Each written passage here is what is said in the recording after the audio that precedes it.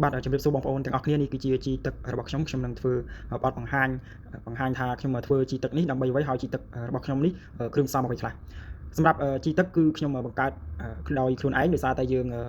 ប្រើប្រាស់ជីអ៊ុយរ៉េដែលយើងទិញមកពីកន្លែងកសិកម្មអញ្ចឹងយើងអាចប្រើបានដូចគ្នាប៉ុន្តែយើងត្រូវតែថ្លឹងថ្លែងថាជីអ៊ុយរ៉េក្នុង1គីឡូក៏លក់2000ទៅ3000ដែរអញ្ចឹងគឺយើងប្រើប្រាស់ត្រូវការចំណាយច្រើនសម្រាប់តែយើងដាំដំណាំនៅតាមផ្ទះគឺយើងមិនបាច់ចាំទិញជីអ៊ុយរ៉េក៏បានដែរឬក៏យើងអាចទិញ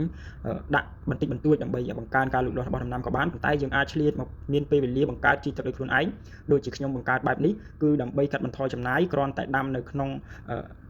ផ្ទះឬក៏នៅគៀនផ្ទះហ្នឹងគឺបងប្អូនទាំងអស់គ្នាមិនបាច់ចំណាយក្នុងការទៅទិញជីទេហើយផលិតខ្លួនឯងបែបនេះគឺយើងទទួលបានបន្លែសុវត្ថិភាពហើយនឹងធម្មជាតិ 100% ហើយមិនធ្វើឲ្យដីរបស់យើងដែលនៅគៀកផ្ទះហ្នឹងដីយើងមានបន្តិចបន្តួចហ្នឹងក៏មិនធ្វើឲ្យដីខូចដែរដោយសារតែយើងមិនបានប្រើប្រាស់ជីអ៊ុយរ៉េកាលណាតែប្រើប្រាស់ជីអ៊ុយរ៉េគឺដីរបស់យើងនឹងឡើងក្រាំងហើយវាហល់គឺយើងដាំអីទៀតលែងបានហើយបើសិនជាបងប្អូនទាំងអស់គ្នាដាំដំណាំបន្តិចបន្តួចបើសិនជាដាំដំណាំ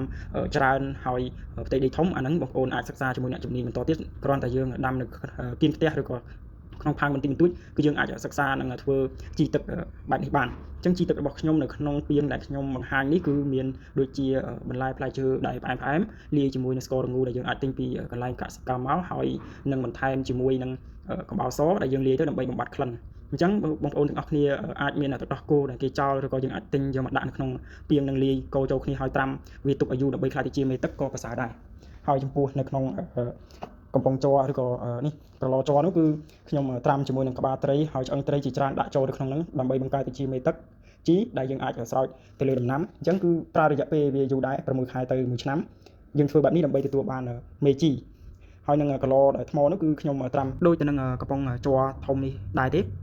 ការធ្វើបែបនេះគឺខ្ញុំផ្អាប់វារយៈពេលយូរដែរដើម្បីធ្វើជាមេជីអញ្ចឹងបងប្អូនទាំងអស់គ្នាផលិតបានទាំងពីរហ្នឹងហើយគឺងាយស្រួលខ្លាំងមែនទែនគ្រាន់តែបងប្អូនទាំងអស់គ្នាច្រកចូលដបបរិមាណដែលយើងអាចវាស់វែងនឹង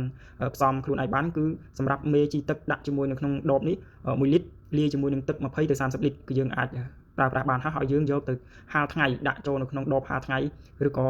កតុងអីមួយមកគឺហាលថ្ងៃវារយៈពេល1ខែទើបយើងអាចប្រើប្រាស់យកទៅស្រោចដំណាំរបស់យើងគឺថាស្លឹកគឺខៀវខ្ចីមែនទែនដូចជាយើងដាក់ជីអ៊ុយរ៉េដូចគ្នាដែរហើយនឹងវាមានសារធាតុដូចឆ្អឹងត្រីឆ្អឹងអីហើយសម្បូរទៅដោយកាល់ស្យូមនិងសម្បូរទៅដោយអាស៊ូតផងដែរគឺធ្វើឲ្យដំណាំរបស់យើងនឹងទទួលបានផ្លែផ្កាក៏កាន់ផ្លែដូចគ្នាដែរអញ្ចឹងយើងអាចប្រើប្រាស់ជីទឹកនេះគឺវាមានសារៈសំខាន់ខ្លាំងមែនទែនប៉ុន្តែការផលិតខ្លួនឯងនេះវាមានប្រសិទ្ធភាពទាបអញ្ចឹងក៏យើងអាចទទួលយកបានដែរហើយបើសិនជាយើងមិនផលិតខ្លួនឯងយើងទិញពីជីពីគេគឺមានតម្លៃថ្លៃគឺយើងខាតទាំងពេលវេលាខាតទាំងថវិកាអរគុណច្រើន